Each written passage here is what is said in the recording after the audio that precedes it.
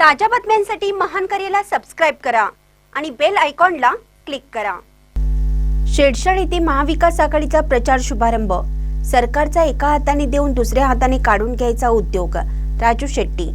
स्वाभिमानी शेतकरी संघटना, काँग्रेस, शिवसेना, उभाटा गट, महाविकास आघाडीने शेडशाळ येथील जागृत देवस्थान महादेव स्वामी मठात माजी खासदार राजू शेट्टींसह मान्यवरांच्या हस्ते श्रीफळ वाढून प्रचाराचा शुभारंभ केला।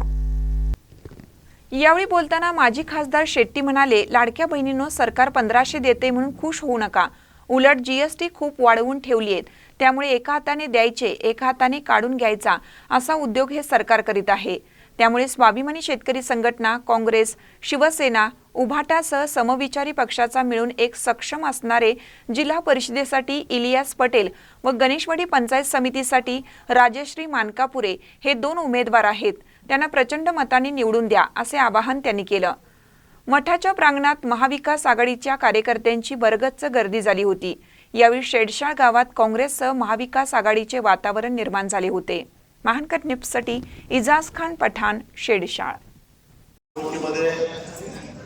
स्वाभिमानी, काँग्रेस आणि शिवसेना उद्धव ठाकरे गट आणि सगळ्या समविचारी पक्षाच्या वतीनं पटेलांच्या सरकार एक सक्षम आणि खंबीर असा उमेदवार या जिल्हा परिषद गटामध्ये आम्ही दिलेला आहे।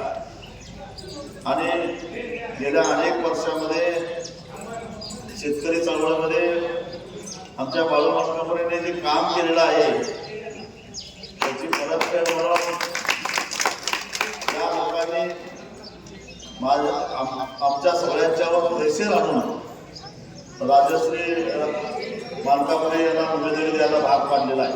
खरं तर बाळू मानकापुरेने जिल्हा परिषदच लढवावी असा सगळ्यांचा आग्रह होता, परंतु